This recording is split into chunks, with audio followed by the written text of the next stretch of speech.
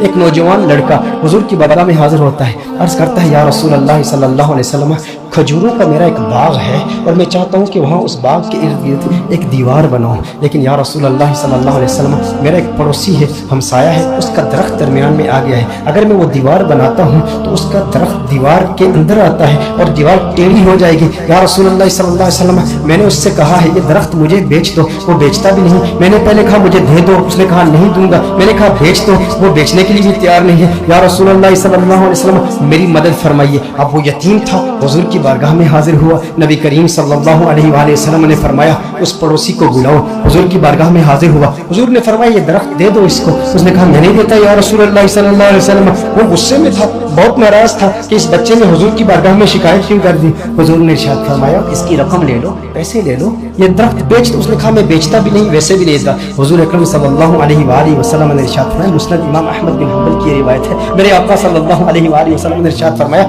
اچھا ایسا کرو کہ یہ درخت تم اس کی قیمت بھی لے لو اور اس درخت کے بدلے جنت میں ایک ایسا درخت ہوگا کہ جس کا سایہ اتنا طویل ہوگا کہ اس کے نیچے اگر 100 سال تک ایک سوار اگر سواری کرتا رہے تو اتنی طوالت ہے اس کی، اتنا سایہ ہے اس کا، وہ درخت جنت کا بھی لے لو، اس نے کہا یا رسول اللہ صلی اللہ علیہ وسلم میں قبول نہیں کرتا۔ اب وہاں پر صحابہ کرام علیہم رضوان موجود ہیں، حضرت سیدنا ابو الدحداء رضی اللہ تعالی عنہ صحابی رسول موجود ہیں، عرض کرتے ہیں یا رسول اللہ صلی اللہ علیہ وسلم آقا اگر یہ درخت میں کسی طریقے سے اس سے خرید کر اس یتیم کو دے دوں تو کیا یہ آپشن میرے لیے بھی اوپن ہے کہ جنت میں مجھے بھی وہ درخت مل جائے گا؟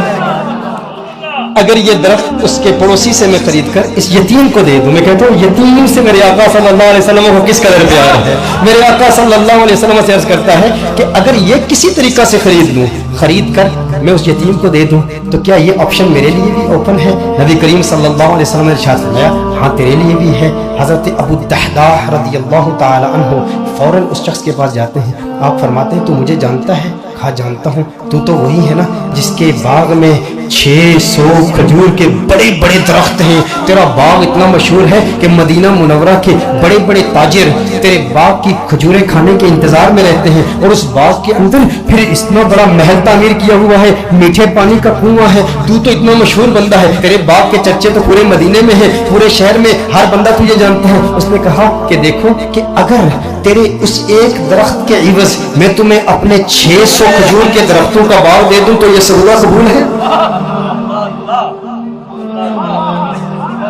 یہ سودا قبول ہے؟ وہ حیران ہو گیا، یہ کیسے ہو سکتا ہے؟ ایک درخت اور ادھر اتنا بڑا باغ۔ ابو الدحداء کیا بات کر رہے ہو، کیا واقعی یہ سودا کرنا چاہتے ہو؟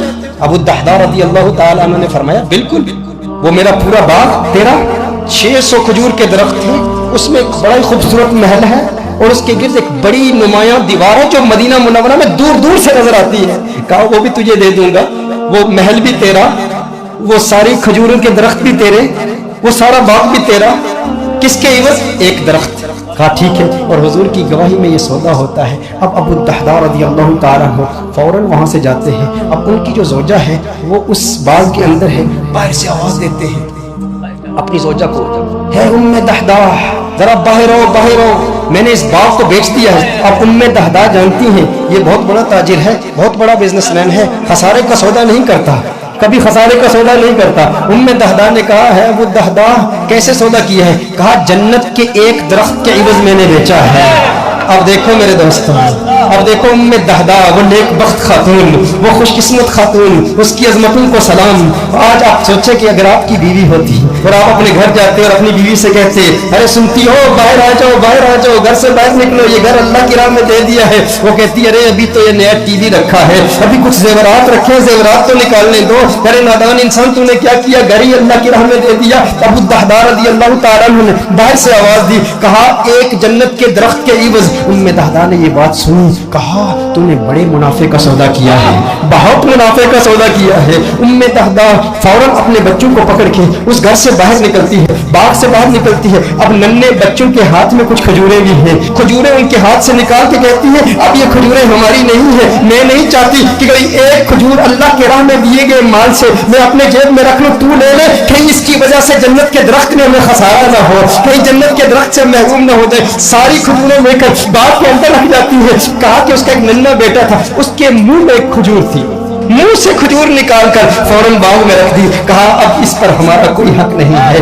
ये अल्लाह का माल है, अब हमने अल्लाह की राह में दे दिया है। अब इस पर उलमा के दो कौल हैं। एक मारूफ कौल की रोशनी में अर्ज करता हूँ कि अबू दहदा रज़ियल्लाहु ताला अन्हु के इस बाग के अलावा उनके पास और कोई बाग भी नहीं था, उनके पास और कोई दौलत भी नहीं थी, उनके पास और कोई माल भी नहीं था। लेकिन अबू दहदा रज़ियल्लाहु ताला अन्हु हुजूर की बारगाह में फिर हाजिर होते हैं, अर्ज करते हैं या रसूल अल्लाह सल्लल्लाहु अलैहि वसल्लम, आका ये सौदा पक्का है ना, आका ये सौदा पक्का है ना। नबी करीम सल्लल्लाहु अलैहि वसल्लम खुश हो जाते हैं और हुजूर खुश होकर फरमाते हैं कम मिन इज़्किन रदाहिन लि अबी दहदा फिल जन्नह, कम मिन इज़्किन रदाहिन लि अबी दहदा फिल जन्नह, कम मिन इज़्किन रदाहिन लि अबी दहदा फिल जन्नह।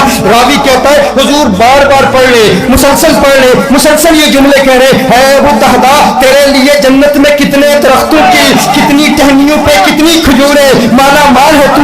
बार बार हुजूर इरशाद फरमा रहे, बार बार यही जुमले। और दो रिवायात इसमें, दो मुख्तलिफ रिवायात में मुख्तलिफ अल्फाज है। कम मिन इज़्किन रदाहिन लि अबी दहदा फिल जन्नह। हुजूर अकरम सल्लल्लाहु अलैहि वसल्लम ने एक दूसरी रिवायत में फरमाया एक दरख्त के इवज एक दरख्त का सौदा किया था, अब तो तूने 600 दरख्त दे दिए तो जन्नत में 600 दरख्त तो कम से कम तुझे मिलेंगे ना। मैं मोहम्मद अरबी सल्लल्लाहु अलैहि वसल्लम जन्नत में देख रहा हूँ कि खजूरों के कितने दरख्त अल्लाह जल्ल व अला ने तुझे दे दिए हैं। मेरे दोस्तों इतनी कुर्बानी दी, एक यतीम की खातिर दी, लेकिन उन लोगों की कुर्बानी का अंदाज भी देखें, उनकी कुर्बानी का अंदाज भी निराला है। आज कोई कुर्बानी दे ना और उसे जन्नत की जमानत मिल जाए, या कोई कहे, कोई शेख ही कह दे, कोई स्कॉलर ही कह दे, कोई ऑर्गेनाइजेशन का मेंबर ही कह दे, कोई तहरीक वाला ही कह दे, इतना काम करे ना तो फिर तेरा काम कबूल हो जाएगा। वो कहते हैं मैंने तहरीक के लिए, मैंने दीन के लिए, मैंने इस मस्जिद की तामीर के लिए, मैंने कंजुल हुदा के लिए, मैंने दीनी ऑर्गेनाइजेशन के लिए, अपनी तहरीक के लिए इतना बड़ा काम किया, अब ये काम काफी है। लेकिन सहाबा किराम अलैहिम रिज़वान का ये मिजाज नहीं था। अबू दहदा के लिए मेरे आका नारे लगा रहे हैं, बार बार फरमा रहे हैं अरे कितनी खजूर है, मैं देख रहा हूँ जन्नत में ये सारे तेरे हैं। बार बार इरशाद फरमा रहे हैं भाई जितने इतनी तसल्ली मिल जाए और लिसाने मुस्तफा से मिल जाए, आका की जुबान से मिल जाए, उसकी किस्मत किस उरूज पर होगी। लेकिन फिर ये वही अबू दहदा है, उसके बाद भी मेहनत करते रहे। ग़ज़वाए उहद में जब दुश्मनों ने हुजूर पर हमला किया,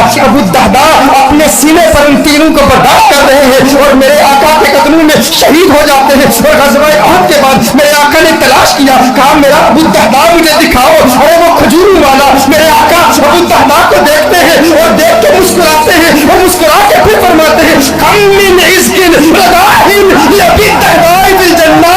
अबू दहदा जन्नत में खजूरें ही खजूरें, खजूरों के दरख्त। मेरे आका खुश होके उसकी हौसला अफजाई फरमा रहे हैं। मैं कहता हूँ कैसा खुशबख्त है जिसने हुजूर की जात के लिए, हुजूर की जान की तहफ़्फ़ुज़ के लिए अपनी जान दे दी। काश यूं मौत आए मेरे हमनशी, काश यूं मौत आए मेरे हमनशी, नज़ाका और हो जाए मंजर हसी, वो उधर अपनी जुल्फे सवाया करे और इधर दम हमारा निकलता रहे। हुजूर की जुल्फों का असीर, हुजूर की जुल्फों को देखता हुआ इस दुनिया से चला गया। दिल में, जिगर में, आंख में बस तू ही तू रहे, इसके सिवा न दिल में कोई आरज़ू रहे। इस एहतिमाम में शौक में सजदे करूं अदा, तेरा ख्याल आए तो दिल बावजू रहे। और जन्नत मेरे नसीब की वाइस को बख्श दे, मेरे कफन में गैस में जाना की भूले। जो उनकी जुल्फों को असीर होते हैं वो ना अपना नाम मांगते हैं, ना वो तस्वीरें, ना वो एलानात के शौक रखते हैं।